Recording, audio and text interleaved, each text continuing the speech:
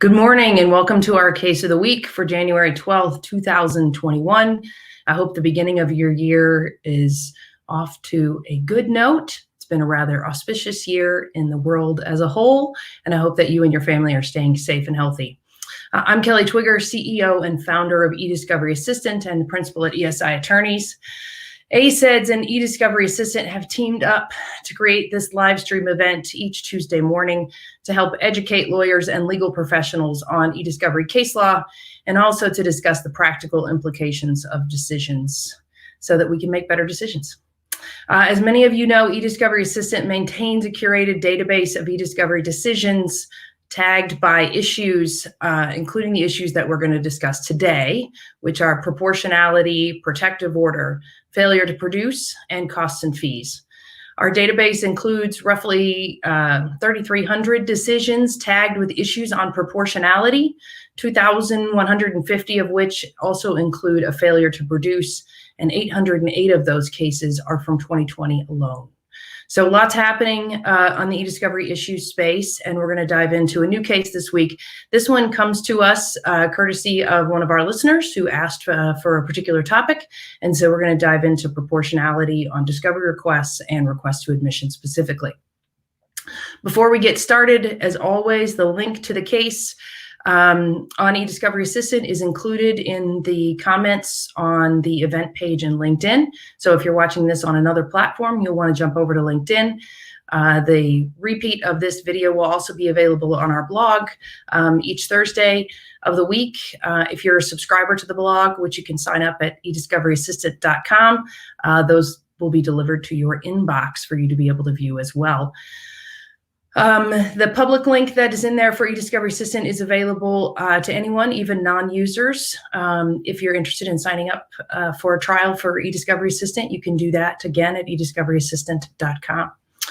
Also in the links to the case on the event page is the link to the University of Florida 𝐸discovery Conference, which will be live streamed and free this year. It is all day March 18th, 2021. I'm a part of the planning committee for that event together with many of my esteemed colleagues in the industry, and we'd love to have your participation and feedback on what we're planning. So with those things being said, let's get into our case for this week. Our case this week is Oswald versus Costco Wholesale Corp. There's a formal site for the case, which is 473 P 3rd 809. It's from the Idaho Supreme Court from 2020, and our decision date is October 5th of 2020. Again, this one came as a request from a listener. If you have a topic that you have questions about or that you'd like to see covered on the case of the week, please hit me up on LinkedIn or on Twitter at Kelly Twigger, and we'd love to have your input. So what are the facts of the Oswald case? In February 2017, two individuals, Oswald and another woman, were walking on a walkway at the Costco store in Boise, Idaho, when an elderly driver came and hit Oswald, pinning him against another vehicle that was parked on the opposite side of the parking lot and causing significant injuries. The decision actually goes into a lot of detail about what happened in the incident. The driver was 92 years old, was driving with a suspended license, and when he hit Oswald and pinned him against the car, he continued to hit the gas pedal, causing further injuries.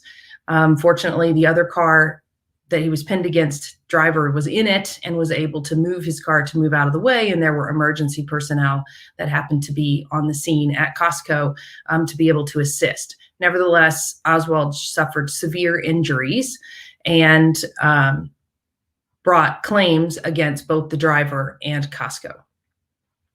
In this particular instance,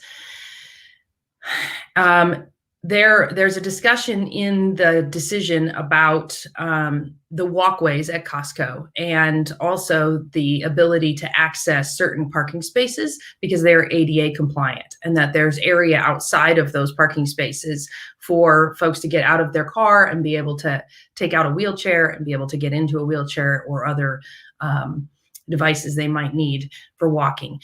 And so it's not directly clear how the accident caused related to those ADA spaces, at least in the facts that are articulated in this decision, but there is some discussion that the driver drove through that ADA compliant space in a parking lot before striking another car and then before striking Oswald.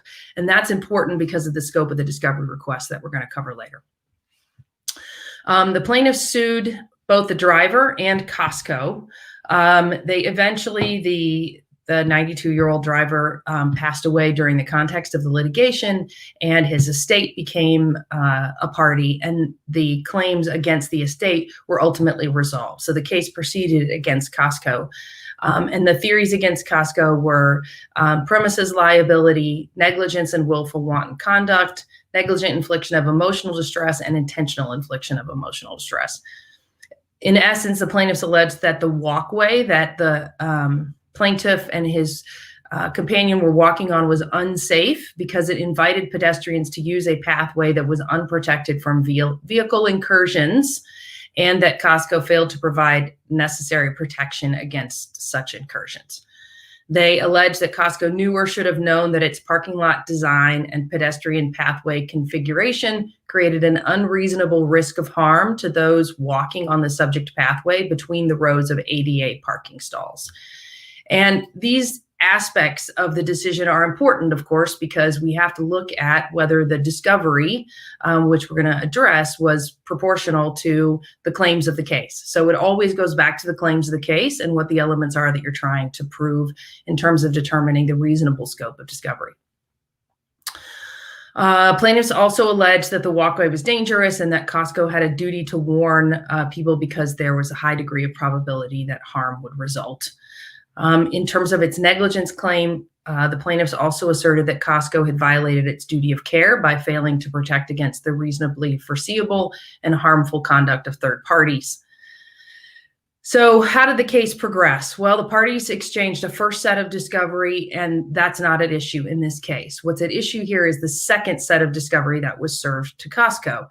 And 𝐂𝐈𝐿ACE's counsel moved for a protective order, calling the second set of requests overly broad.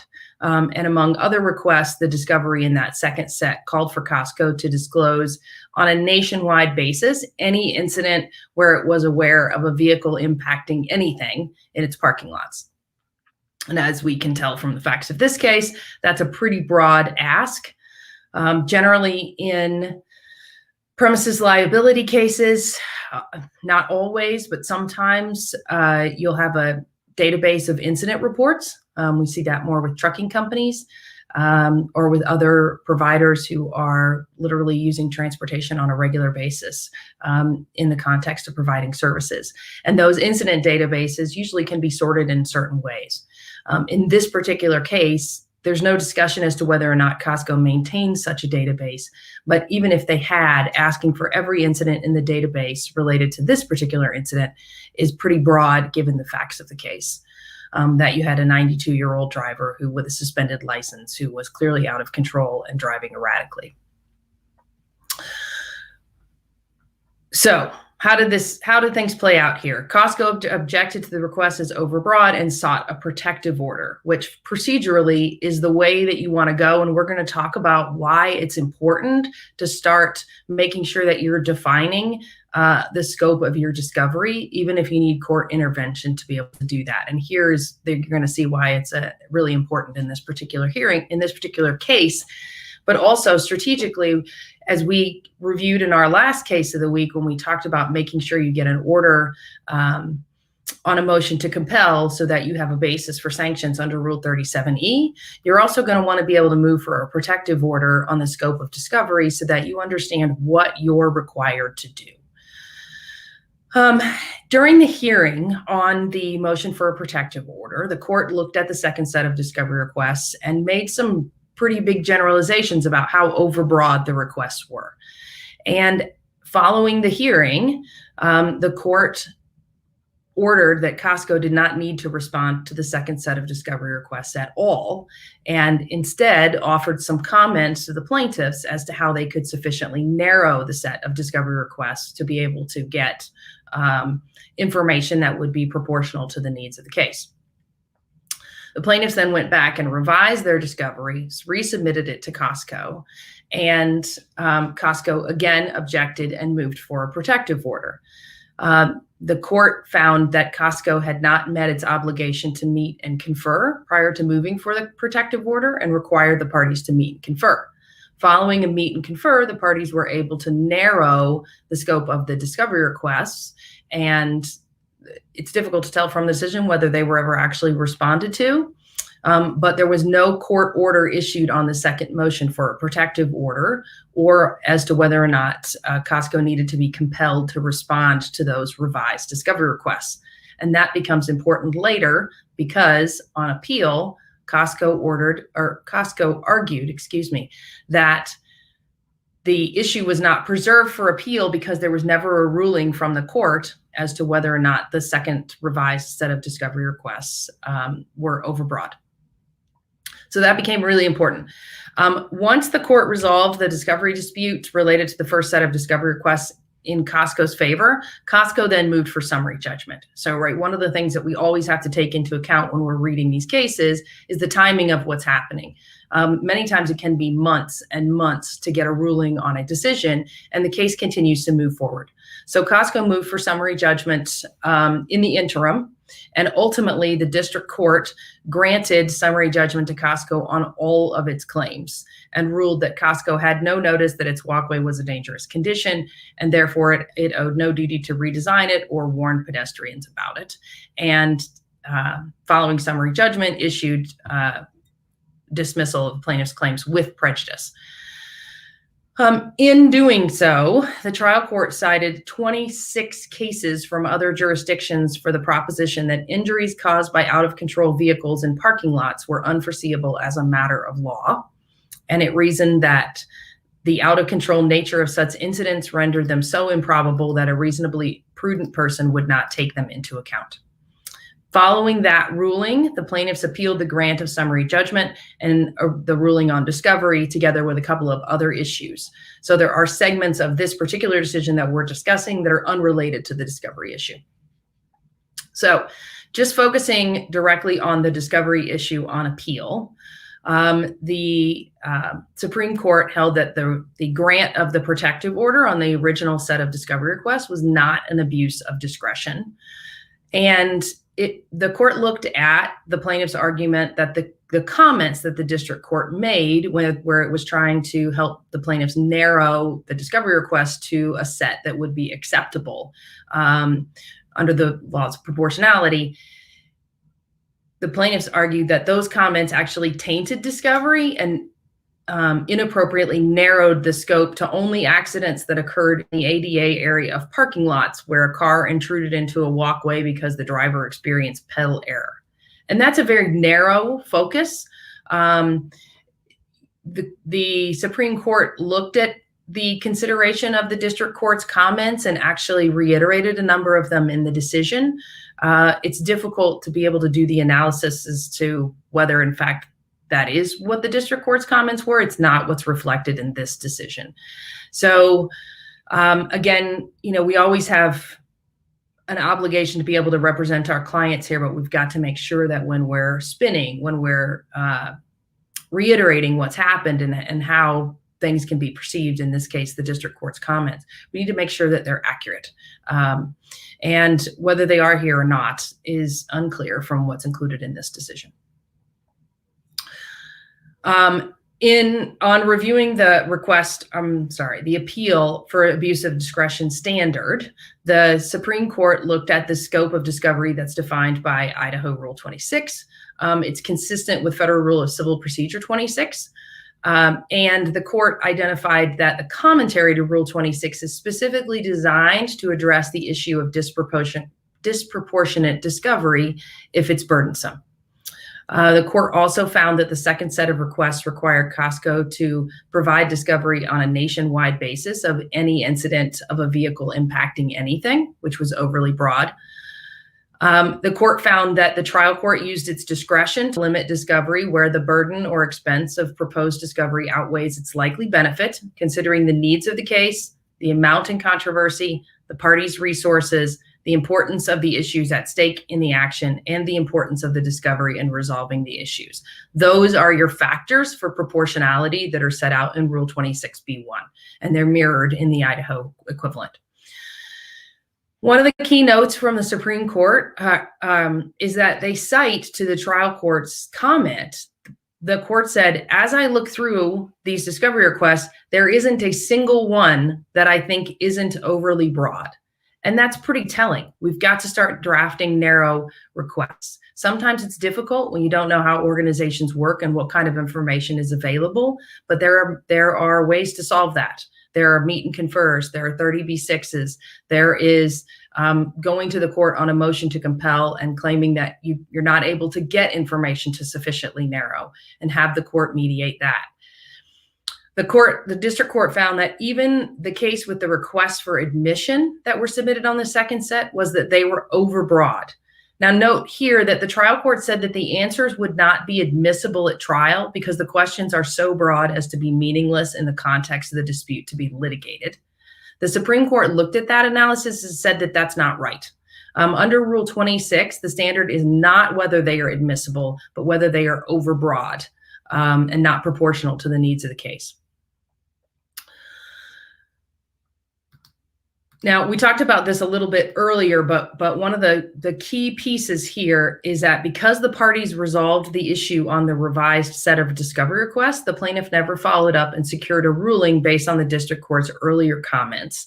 And the Supreme Court found that because the new requests were proportional and appropriate, that failure to get an order from the court meant that they had failed to preserve the issue for appellate review.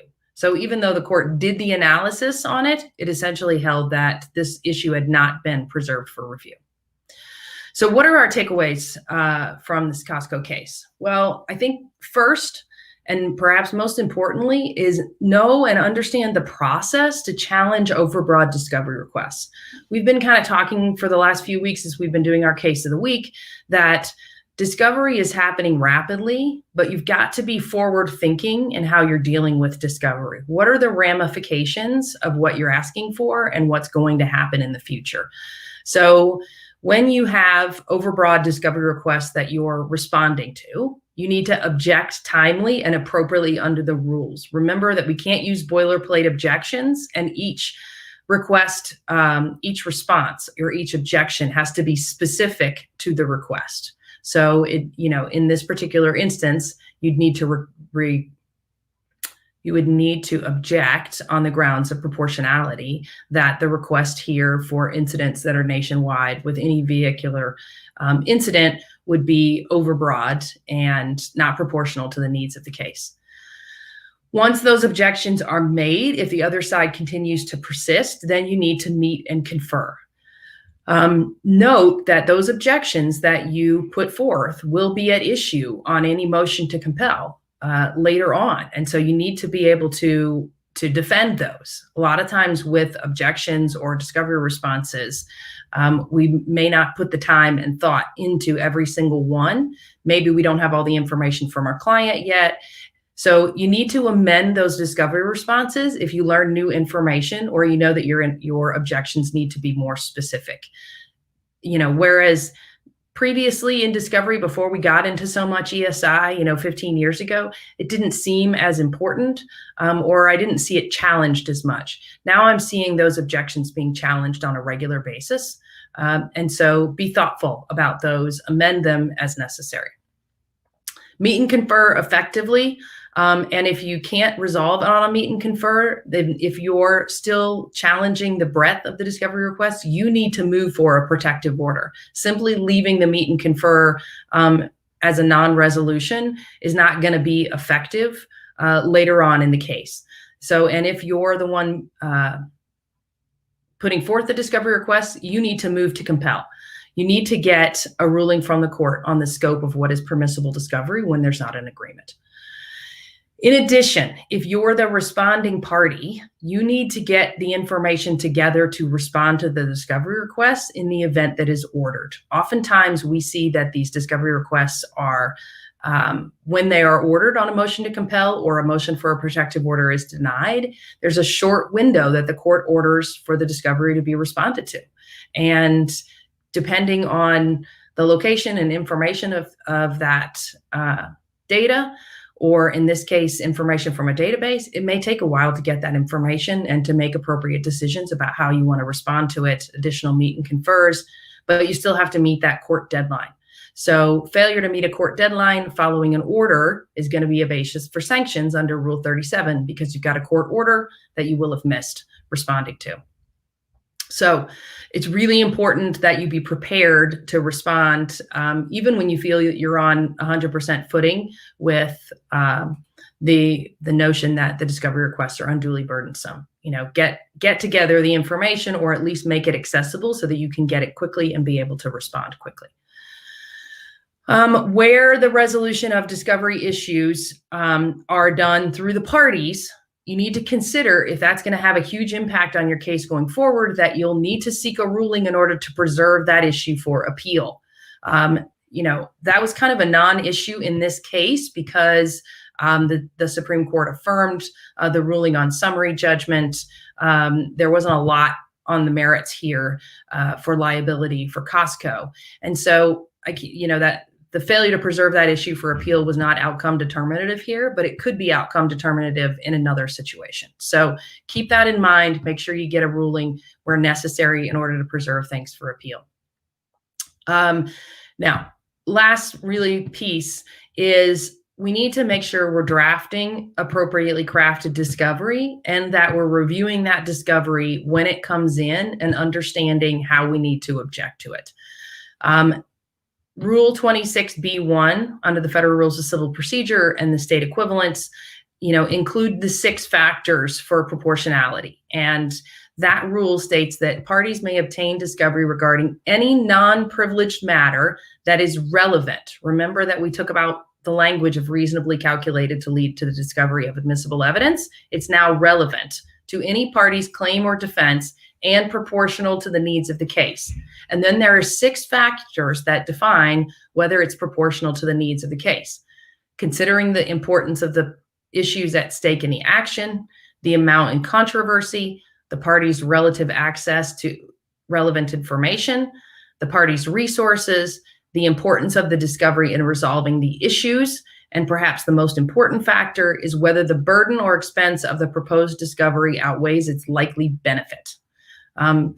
And information within this scope of discovery need not be admissible in evidence to be discoverable. That's key here too, because as I noted earlier, the trial court looked at whether or not evidence was admissible on the request for admission and held that was why they found them inappropriate. The Supreme Court looked at that analysis and said that's not the correct standard. Rule 26 specifically says that information does not have to be admissible to be discoverable. So your standard is, again, those factors of proportionality. Last thing I'll tell you on takeaways is overbroad discovery is bad for both parties. It encourages fights. It encourages over collection and over providing information, and it means that both parties incur tremendous amounts of expense in dealing with electronically stored information that's overbroad. You know, work towards getting well-crafted discovery responses, discovery requests, and make sure that your responses to those requests meet your obligations to object appropriately, and then remember your process. Preserve what you need to for appeal. And let's do better discovery. That's our case for this week. Thanks for joining me. I'll be back next week with another decision from 2020, which saw more than 2,600 decisions in electronic discovery. Remember to sign up to receive information and to register for the University of Florida eDiscovery Conference. If you have any input, want to see a particular topic covered here on Case of the Week, or have any feedback for me, again, reach out to me on Twitter at Kelly Twigger or on LinkedIn. And have a great week. Thanks so much.